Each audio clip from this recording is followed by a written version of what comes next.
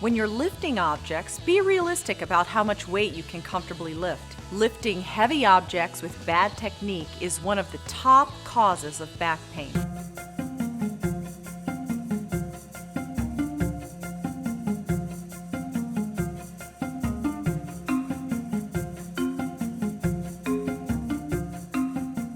Hi, I'm Dr. Vonda Wright with some back-saving tips you'll thank me for later. Back pain is a common but preventable occurrence. By being mindful of how you move, you can take the strain off your back.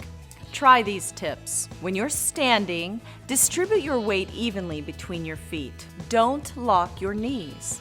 Keep your shoulders back and relaxed. Keep your head lifted squarely over your center of gravity without tilting forward.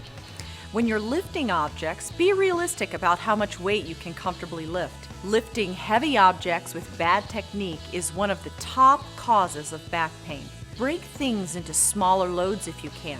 Don't try to lift heavy objects above waist level. Finally, when exercising, use equipment only if you understand how to use it.